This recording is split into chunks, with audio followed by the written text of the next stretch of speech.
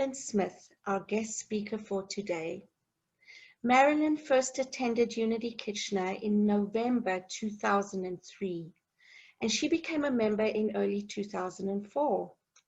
Since that time, she has taken an active interest in Unity Kitchener, serving on many teams, organizing events and fundraisers, and serving as board president from 2008 to 2015.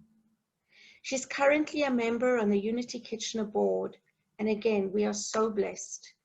Thank you for serving, Marilyn. Marilyn is an optician and taught at the University of Waterloo School of Optometry for almost 30 years.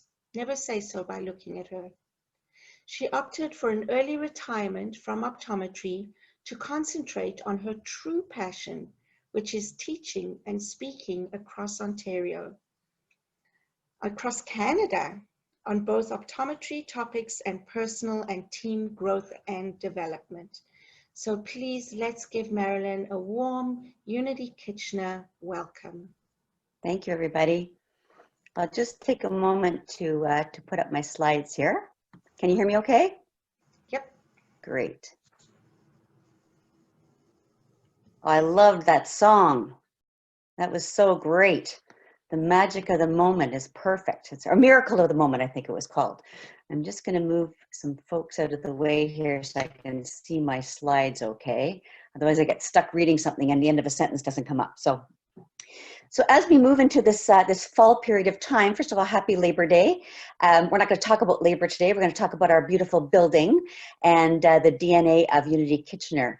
And of course, we had always had an official name of Unity Kitchener Center of Practical Christianity. That's still the official name of the building. That's on all government documents, but it was shortened to Unity Kitchener a number of years ago for some ease and for the sense that practical Christianity did not always resonate with everyone that came into the building. So it is still there. It's in the background. It's what we work with, but it's not something that's as prominent on the building as it would have been in the past. As Reverend Laurie said last week, I wouldn't mind starting with a bit of humor that has nothing to do with the building. A couple of weeks ago, we had a talk on words, and I had titled it WTF, and wondered what you all thought of that acronym. And I had said, what's the feeling? I thought that was pretty good. But this was on Facebook the other day. This is why you need at least one millennial on your staff at your church. WTF, worship, teaching, friends. All good, right? Except when it's not good. And the other one to the right-hand side is the Last Supper on Zoom. So Jesus sitting at the Last Supper table and everyone else above in all our little spots with names on them, and it says, okay, does everybody have sound properly? I'm telling you, these things come up and you think, okay, this is hilarious stuff, and it's so good because it's attached to our Unity humor, which is a lot of fun. We're going to talk about the DNA of our Unity Kitchener. This is not a slide or a picture that I made up. I literally found it on the internet and I thought, wow, that's so cool. It was called the DNA of a church. And I thought it was kind of fun because it talked about mission and worship and grace and Christ and using the Bible as parable, using the community of people, experiences and traditions. And then right in the helix, you can see one of the primary words is coffee. And I thought, well, that's brilliant because we all love to come for a coffee. We have a coffee before, we have a coffee afterwards. I see Cleo raising her coffee cup. I've got my glass of water in front of me.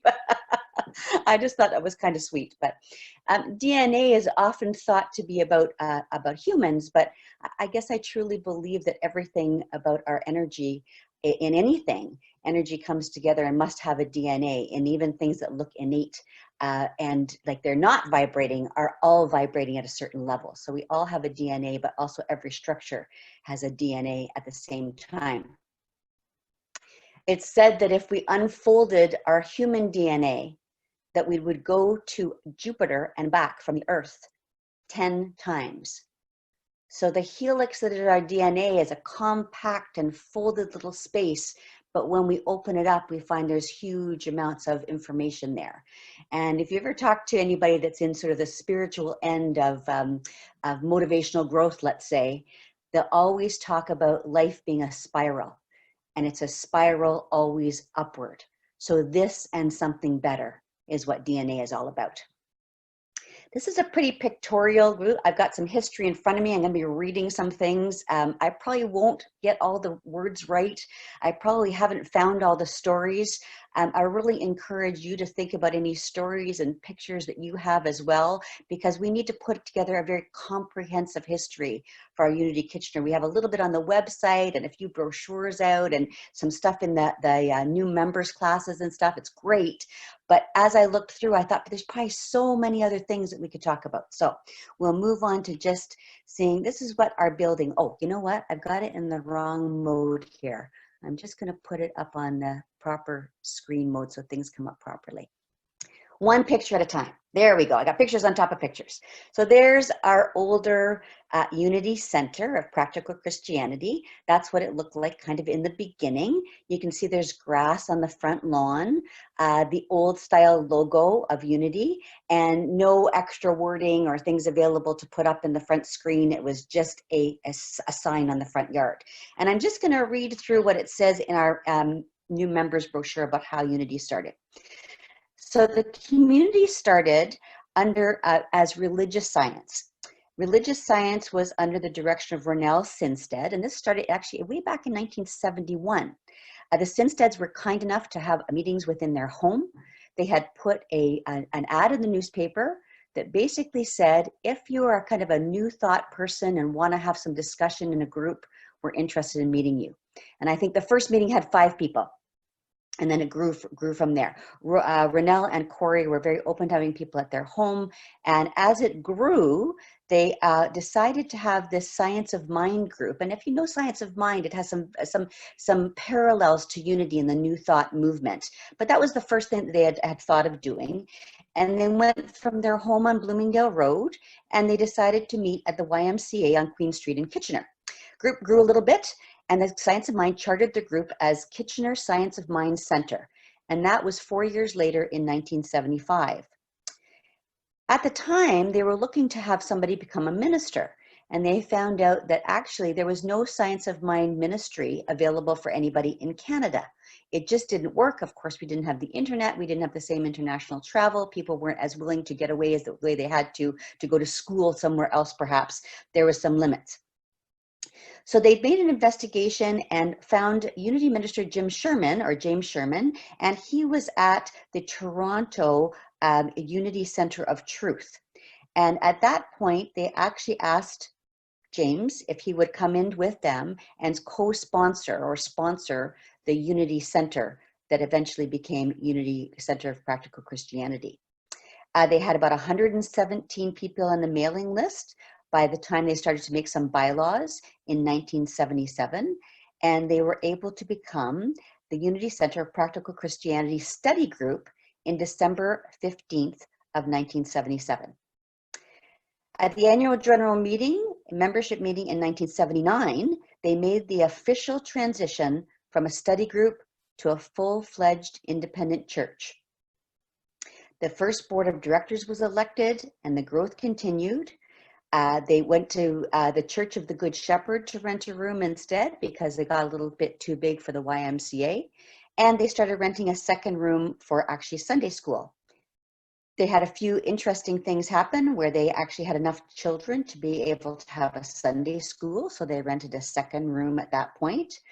And in the fall of 1980, in 1980, they received an organ, hymnals, and a number of Unity books from a disbanded group from Unity of Windsor.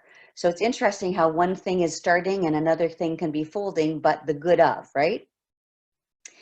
In the fall of 1980, the ministers and the board of directors successfully purchased the property at 2631 Kingsway Drive, as we now know as Unity Center.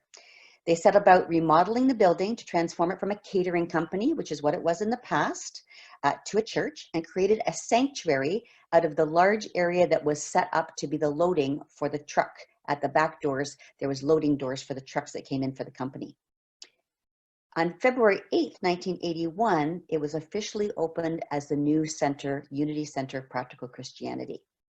at that time, they had looked at several other properties. There was an apple orchard property about 5 or 6 kilometers out of town, and they decided that that was probably too far away. There was a Masonic lodge. They also thought that might have a lot of history or DNA in its own building. And there was another property apparently in Kitchener that was also available at the time, but they didn't think they could expand by using that type of property. So there was actually quite a bit that went into the purchase of the property. It was $157,000, and the TD Bank agreed to a $52,000 mortgage, and each board member and founding member that would be willing put up $12,000 each to be able to guarantee the mortgage and the cost of the building. And I've always said in every talk that I've ever given, this building was a gift of those many founders that were willing to put their money. And you think of $12,000 in 1980 was probably more like $100,000 to us each right now. So they were literally mortgaging or second mortgaging their own homes to be sure that that money was available. So we are seriously blessed about that. That went on until 1985, and the building was then paid for, which was such a gift and a celebration of the burning of the mortgage, which was absolutely an awesome situation. So here's a couple more pictures as we transformed, and we got a set of gardens at the front. There's Indigenous gardens. You can see there's a new sign. There was actually a sign in between, but I couldn't find any picture of it. But there's a sign in between that went from the original sort of hard wooden sign, and it had "Peace Be Still" on it. And there was a place to put letters in. You know how you put letters in for different dates and times and themes of talks and one thing and another. And then we got a new sign, which I'll talk about in some of our renovation stuff.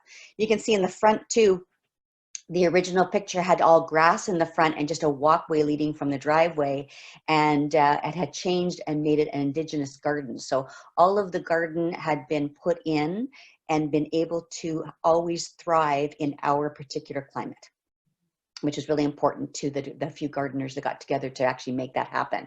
And you'll see that there's a stone pathway from both the sidewalk and from the road. So there was some major changes through the years as the building was improved. Sign at night was able to be lit up. That sign came, and let me just look at my stuff here. We were able to make that sign in 2011. And in 2012, it was entirely paid for. That was all through fundraising. That was a $30,000 sign. So lit letters on the front of the building. And I will say, if you passed by at night and saw it from the highway, it was quite an inviting, lovely sign to be able to see, seeing unity sort of lit up in the sky as you pass by on the sidewalk. We also had an electronic sign put out at the front with the new Unity logo, and I'll talk about that in a moment, and the allowability to put electronic messages up so they could change by the day or by the time or by the speaker or whatever we were doing that week. And it could also advertise classes and events that we were having, which was a lot of fun. And this is a little more what I just took this picture the other day, what it looks like today. Lots of the grounds have been filled in, and you can see all of the Indigenous plants have grown greatly since that time. And now we have a for sale sign there. If you haven't seen the for sale sign there, it's enormous, by the way. Marg took a pretty funny picture with her hand up sort of against it, and it's about 3 feet taller than she is. So it's pretty humorous to look at. But this is just another evolution in the DNA of the building of Unity Kitchener. We've had a few ministers over the years, but when you think about the age of our DNA in this particular building and the space it started in 1971 and then 77 and 80, of course, when the building was purchased, we've had some long-term ministry. Reverend Joe and John Harris and Reverend Margaret Kahn was an associate minister. They're in the top picture there to the right-hand side. They were there for really 20 years in the big scheme of things. They brought it from the original meeting group that was at the YMCA and then the Church of the Good Shepherd and brought it into the building at that time. A couple of notes that happened with that ministry was that Reverend John Harris in 1989 made his transition. So Joe was on her own at that point, but she stayed on for another 11 years. And in 1998, unfortunately, Joe had a stroke, but she recovered okay from it. She was still able to be around, but she retired at that point from full-time ministry. And she made her transition in 2013. So she lived a lovely long life. The associate minister, Margaret Kahn, had retired in the mid-'80s, and she made her transition in 2005. So 1998, there was a temporary minister. 1999, there was an interim minister. There was a bit of upheaval at that time where the temporary minister created some issues and divided some of the church. I won't go into the story because I wasn't there and I don't know it off by heart, but I'm sure somebody does. But yeah, some difficult times in that late part of the 1990s that came up to people leaving and some people coming back and other things happening over the time. And in 1999, Reverend Sharon Clements had graduated from Unity Ministry School and was looking to perhaps move to Canada. She was American, but she had married a Canadian, and they were thinking that they would come to Canada. They had already been at Unity Mississauga, I believe, was sort of one of their home places, and they were opting to come and live in Canada once she was done ministerial school. Sharon, I remember saying one of the reasons that she looked at Unity Kitchener so deeply is she came for an interview and she sat in the sanctuary by herself after the interview. She wanted to feel the DNA of the building. And she realized that the board was going through a difficult time with a lawsuit from the temporary minister of about $1 million. So that weighed heavy on her until she realized that she had had an issue with a car accident, and unfortunately she had been blamed for the accident even though it wasn't her fault. And she had a lawsuit of about $1 million. And somehow that resonated with her. And she said, you know, I think I'm in the place I was supposed to be. And interestingly enough, when she made that decision to come and be the senior minister at Unity Kitchener, both lawsuits got dissolved and were settled. And there was no money that ever changed hands and no blame that was ever kept. Very, very interesting. Ronelle and Corey, interestingly enough, they had actually gone to ministerial school, and Corey had gone way back in 1977, but Ronelle had gone back in 1977 to the Unity to ministerial school, and then he went to be the minister in the Unity Church of Palm Springs, and of course, Corey was there with him. Corey went on to become ordained in 1994, and she just accepted a sort of a short retirement from full-time ministry, and then she accepted a position as a senior minister at Christchurch Unity of Truth in Etobicoke. So they were back in Canada. Because they wanted to be retired but still be known as ministers, Unity Kitchener took them on as associate ministers in 2000, and then in 2004 made them ministers emeritus when they were comfortable with just being retired ministers at that time. And of course, they came to lots of the different events that Unity Kitchener had, which was always fun to be able to see them. And it was always a good time. Ronelle made his transition in August of 2007, and Corey, of course, is still with us. Interesting thing for Reverend Susan Howard. Reverend Susan Howard did not take over as a minister, but has been a minister in Unity Kitchener.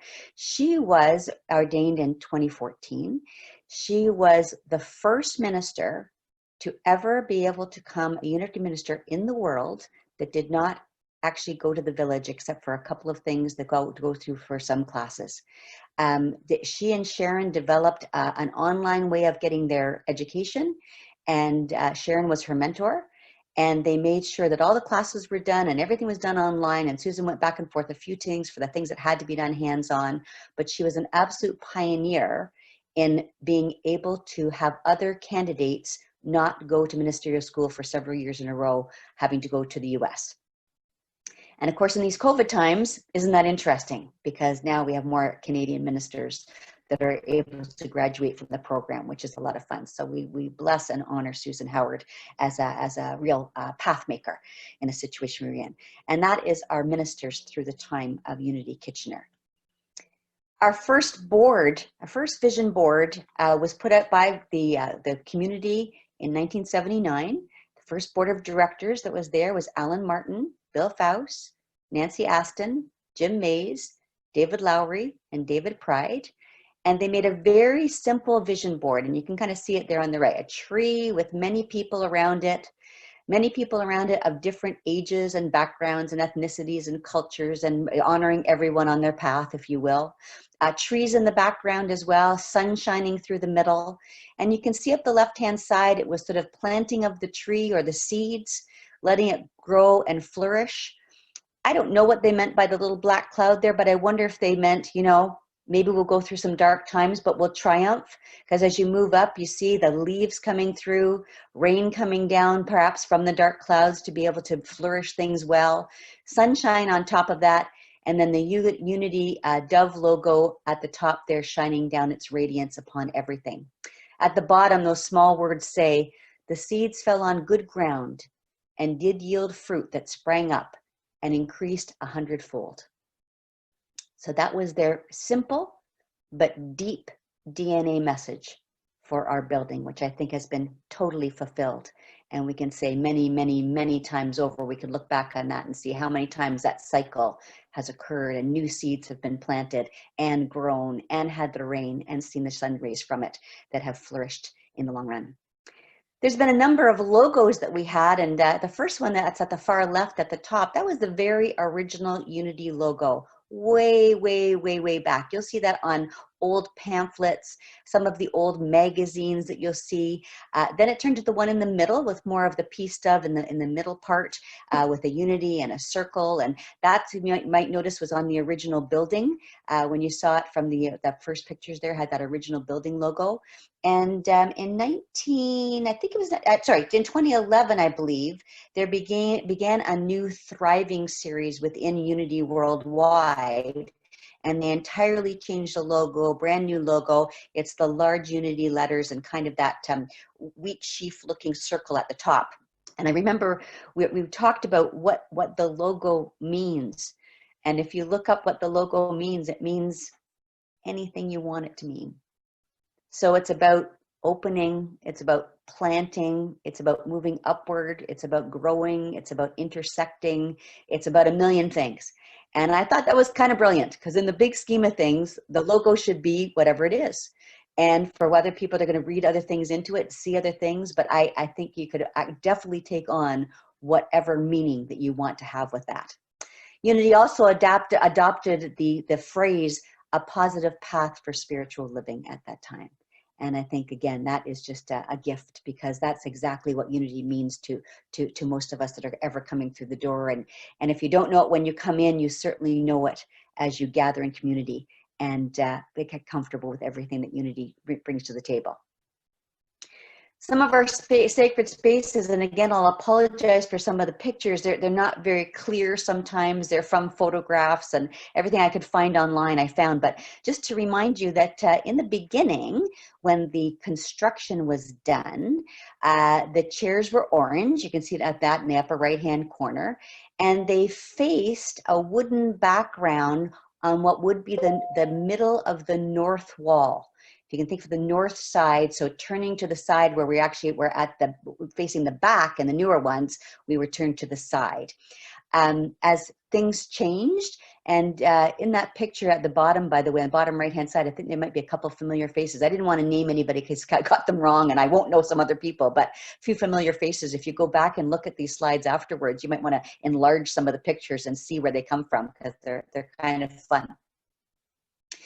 So the first renovations were making the sanctuary wooden space up on the wall. You can see that sort of chevron type of wood that's in the background. And then in 2002, some major renovations started to happen. So there was a decision to move from looking towards the north wall to looking towards the west wall. And that's a picture in the middle from upstairs in the prayer room. That shows people facing what we call the front, but it's really the back of the building. And of course, a platform was built at the same time. There was a podium built. The podium had some computerization put into it. Sharon was the one that started PowerPoint.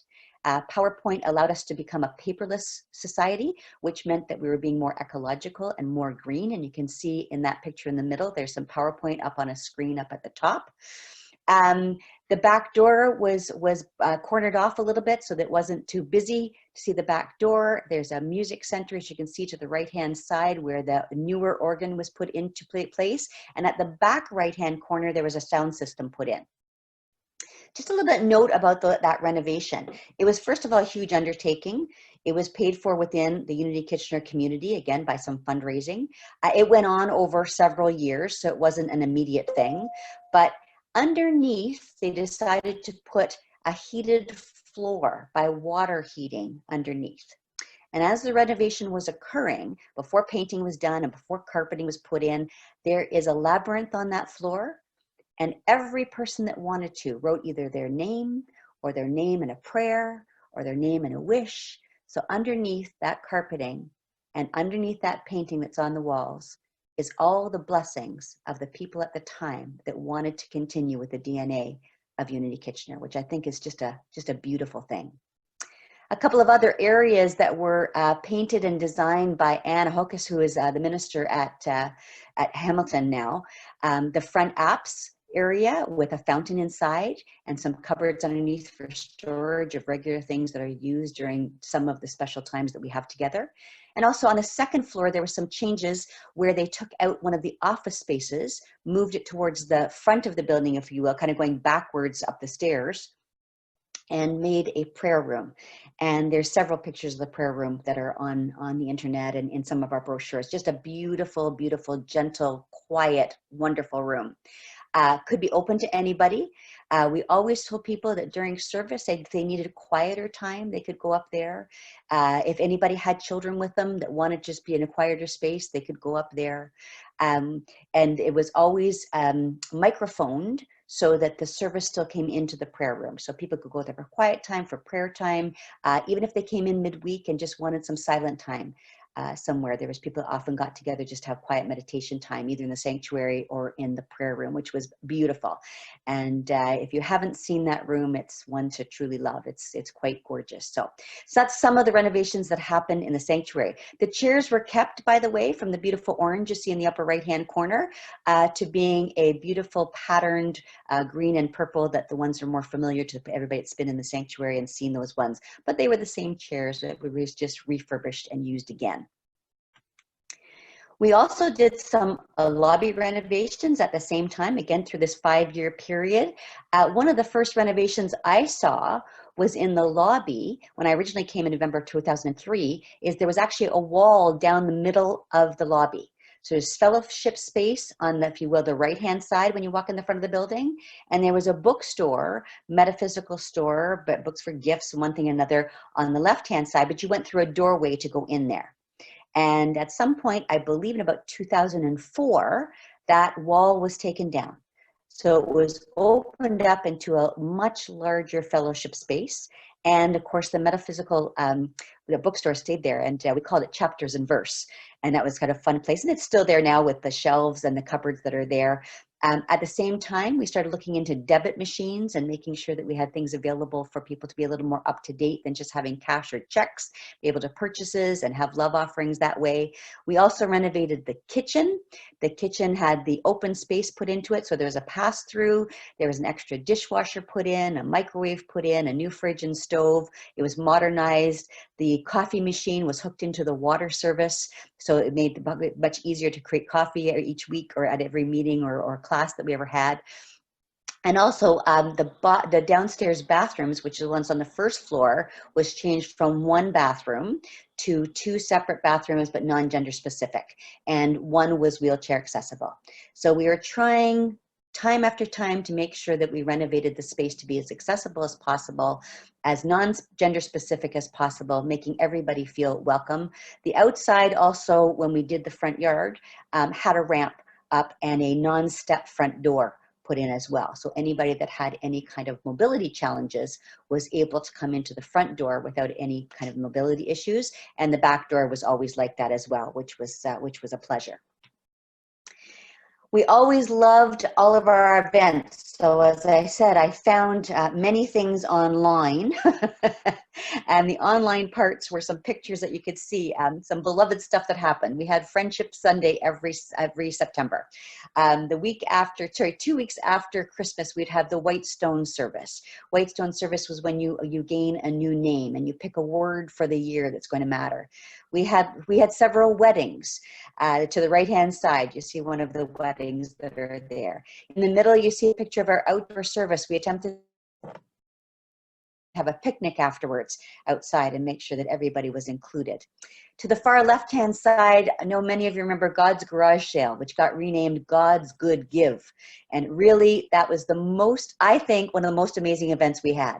It was totally gifting to our fellow people in society what they would need or want. So everybody brought in all manner of things like they would for a yard sale, totally donated, no money changing hands. And at the same time, there's no money changing hands in taking the articles people needed. So we invited the entire neighborhood. We would advertise it and let people know that it was available. We usually tried to have it on Saturday. At one point, we were renting to the Seventh-day Adventists who would have the church rented for Saturdays. So we started to have it on late Friday afternoon and Friday evening. Oh, and we had hot dogs and we had popcorn and we had cotton candy one year, and we made it quite a fun event. And people were just filled with joy in being able to come and pick up whatever they thought was necessary. We had lots of movie nights. We had lots of game nights. We had Quantum Healing Day that began over 10 years ago now and was able to be done twice a year, April and October, where all modalities of people came in to show their different wares and have different aspects of what they would do for, it could be anything from tarot card reading to Reiki to massage to good water to many, many, many things. And it was absolutely fabulous, very fascinating, and lots of fun. We served lunch, made a little bit of money on our lunches and some entry fees, just paid for the expenses really in the big scheme of things. And I have a list of some other things that I didn't find pictures of. We had Posi-Palooza. Posi-Palooza was when members of the Unity Worldwide Committee of Music would come and put on a concert at our church, and we'd invite as many people in Ontario from the unities that we could. It was always a lot of fun and some amazing musicians that were there. We had chili cook-offs and we had auctions and silent auctions. We had coffee houses where the people from within our Unity Kitchener would get up and show their talents once a year. We often had it on Valentine's Day. One wedding occurred on the Valentine's Day. It was actually a surprise wedding at the coffee house. And that was Robert and Marion Brown. And that was a lot of fun. We've had weddings, of course, as I mentioned, and life celebrations. We've had a Christmas Eve candle lighting service, a sweetness, and we each pick a power and decide how we're going to have our next year and light candles and sing Silent Night in the candlelight. Beautiful way to start the Christmas season. We've had our burning bowl ceremonies the week after Christmas where people decide what they're willing to release and let go of. We've had many guest speakers. We've had many, many, many classes. We've had a long stint with YOU, which is Youth of Unity. And although we didn't have as many young people in these last few years, there was a thriving community of YOU in the earlier years. We had Seder dinners to recognize the Jewish time prior to the Christian Easter, so we could recognize different religions and different values and many, many, many other things that we celebrated along with our Unity community. That was always a bunch of fun. If anybody has pictures of any celebrations, we would love to see them and have them. We need a bigger catalog with things that are itemized and make sure that all the pictures have names on them. As many names as we can find would be absolutely wonderful. In our events, we also had many firsts at Unity. And again, I'm just going to read a list. Unity started a dial-a-prayer on the phone into Unity Kitchener in 1977. I think they were kind of ahead of their game. I think they were just awesome. They also started to tape the services in 1983 and were able to offer people cassette tapes of the service and the talk, and they would take them to people that ordered them by phone and deliver to people. Somebody might be shut in or old enough that they weren't able to come to the sanctuary. So as much as our internet has been so available, Unity Kitchener was ahead of its game, putting taped services together. They got the first computer in 1986, which was actually, again, kind of ahead of its game in the big scheme of things, because it had to be kind of self-taught. They were given a Green Award from Unity Worldwide in 2005, and that was for recycling, better ways of treating garbage, using water, asking people not to bring separate water bottles in, but their own water bottles, not the ones that are recyclable. So really neat way that we've been a very green place, plus our Indigenous garden, et cetera, et cetera. James Dillett Freeman, who is a well-known and beloved Unity minister, came in 1989 and was able to give a dedication prayer to Unity Kitchener alone, and that actually hangs in the lobby right now, if you ever want to read that from James Dillett Freeman. We had the first online Unity services that were available as an online service, and again, a big first in Unity. We may not be the very first one to ever do that, but we were for the first one in Canada, I'm quite sure. We opted to have a second service at 9 o'clock in the morning. I think it was around 2010. And in 2011, we started a service in Guelph, and we were able to have a small community in Guelph for about 5 years' time. That eventually disbanded and moved back into Unity Kitchener, and we kept the 2 services at Unity Kitchener. We were able to offer our minister at the time, Reverend Sharon, a sabbatical of 6 weeks' time. And she took a sabbatical, and she would visit us online and let us know where she was. She didn't want to do a talk. We had guest speakers from within and without. We managed on our own for 6 weeks' time. She had a wonderful sabbatical, sort of learning things that she wanted to go learn about, bringing that all back to Unity Kitchener. And we thought it was kind of funny because she came back on Easter Sunday, kind of like the return of Jesus, if you will. And we laughed about the fact that we were sort of rolling away the front of the tomb and having her come back to our services, which was a lot of fun. We were awarded the very first in the world, Earth Care Award in 2009. And that was the very first from Unity Worldwide in the world. So we've made a lot of accomplishments in the DNA of this building. And we need to recognize that as being wonderful. Couple last things. We have a beautiful labyrinth on our back driveway that's been repainted many, many, many times. All are willing to go, or are able to go do that. We put up a chalkboard in the back of the parking lot, asking people to put their love and dreams. I drove in the other day, and I don't know who put this on, but I'm guessing I know. In chalk, birthplace on earth, our race is merely human. Our politics is simply freedom. Our religion is holy love, and our wish of all things is, of course, peace. And I think that's just a perfect way to say what we mean. So if you ever want to go in there and use some of the chalk, it's in a little Tupperware there, and you can write on any wish that you want in the back. And to the right-hand side, we see our community gardens. I believe they were started in the mid-90s. The back garden sort of started to be able to be sort of managed, and the community garden was taken over by the Kingsdale Community Center, and we have been able to manage that for several years and make sure that people are able to come and go at their leisure for no rent factor at all. We leave water out for people to be able to do their gardening. And that was a picture I just took the other day. And you can see things are growing and very prosperous out there in the way of their vegetation, which is a lot of fun. I have a few pictures of people. Some of these are going to be very tiny. It's not all the people. It's just some of the people. But this is one of the slides that was up at the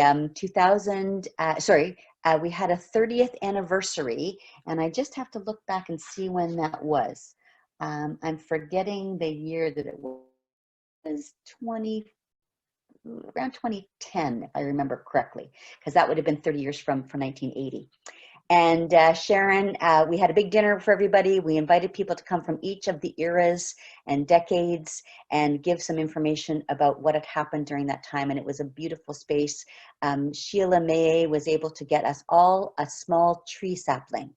So if you look back on the original vision board and see the tree that was there, everybody at the 30th anniversary was able to get a tree sapling to take and plant for themselves, which was absolutely lovely.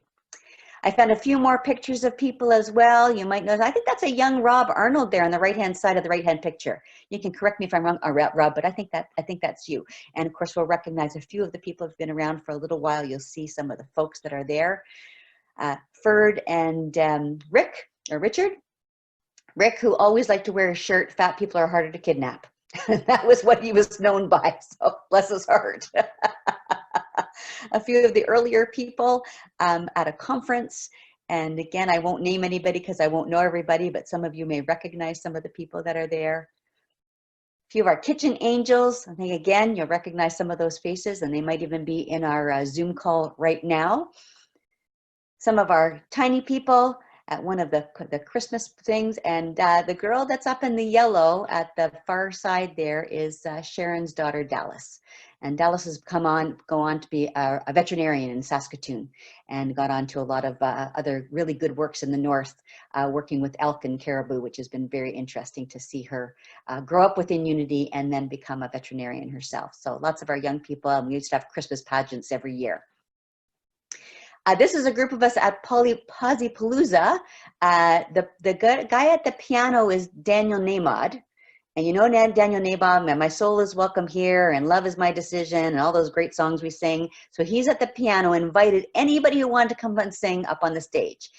Richard Medici is at the far right-hand side, and he is well known in Unity music for a lot of the things you see written in the music of Unity. So you'll recognize a few people up there, I'm quite sure, for people who've been around for a little while, and we had lots of fun at those kind of things. And this is a slightly more recent picture after a whole group that we did on a positive power thinking group after a class that we did. And we had lots of fun. It was actually prosperity consciousness was our class. And that was up at the front, which was a lot of fun as well.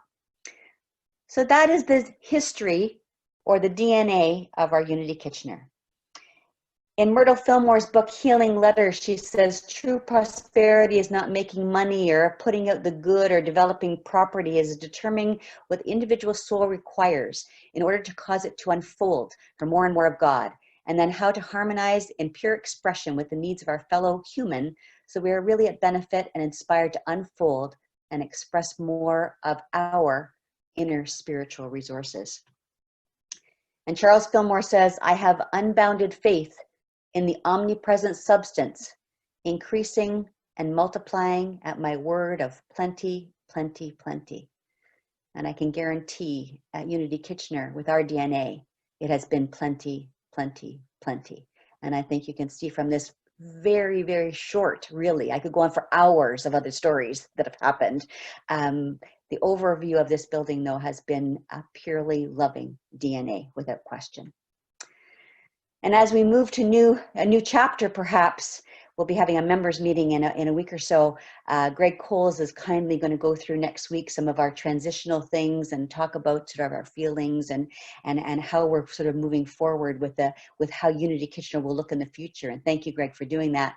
I thought I found sort of an amusing thing. I have a new address and I'm going to be living outside my comfort zone. And for some of us, that just may be true.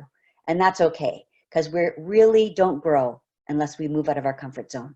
It's just so incredibly true. Bob Proctor, just as an aside, always says, if you're not standing on the edge, you're taking up too much room. So you always have to be on the edge, looking outside the comfort zone and getting in that space. We are a spiritual family. We have a lengthy and glorious, rich history. But really, family is about people. And the DNA of our building should be richly blessed, because it always gathered the people. And that was what is most important. Let's move into some meditation.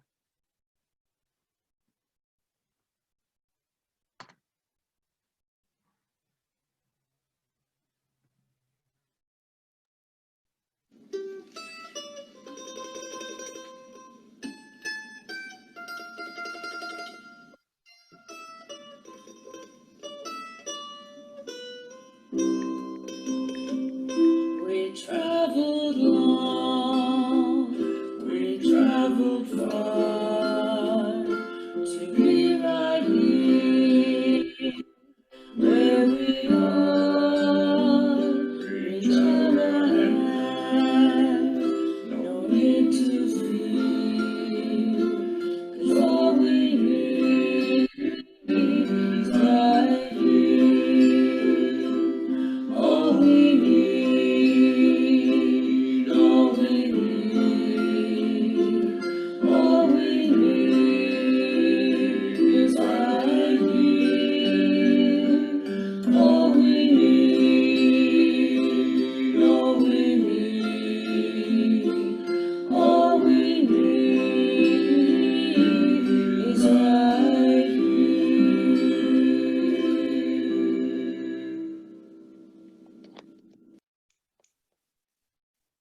How true that is. All we need is right here. I'll ask you to gently close your eyes. Go within. Go to the God light within. What is in your mind's eye? And as you sit in the comfort of your chair, know that you are always home. Home is where you are. Home is the gift of community and people and sharing and love. Take in a deep, comforting breath and slowly release all the concerns about the future. Know that Spirit lives always within you, and you are continually divinely guided.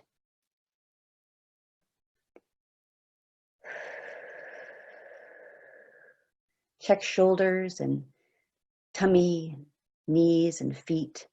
Relax, unfurrow any brow. Gently have your eyes closed. It is said that each person's DNA is like their own symphony. And we each have our own instruments and our own music that create our life symphony. This is so about our surroundings too. We know that everything is created from source energy, and it is in its use that each individual symphony is created. The property that has been called Unity Kitchener has played its rich and beautiful harmonies for almost 40 years. There is a comfort in knowing there is only love that has infused the building itself, infused the front yard and our Indigenous garden, infused the back area, the parking, the labyrinth, the gift we had from Dare letting us park in their parking lot, and the gift of the community gardens. And while Unity Kitchener truly is a symphony of the people, it is important to value and bless our rich spiritual home and give it the musical crescendo it so richly deserves. Take a few moments, just a few moments in the silence, to reflect on some of your favorite memories of our beloved Unity Kitchener building.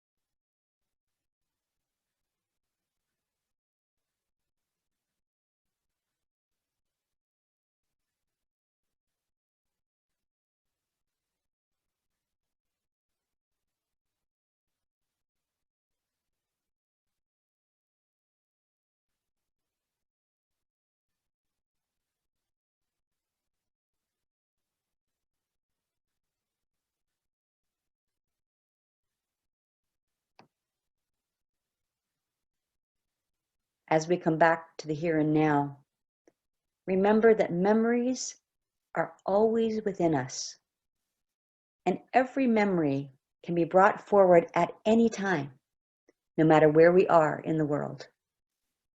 Our history is written, and our story continues. And from this, more musical notes will be added to the page. And from this rich history, we say, thank you, thank you, thank you. And so it is. The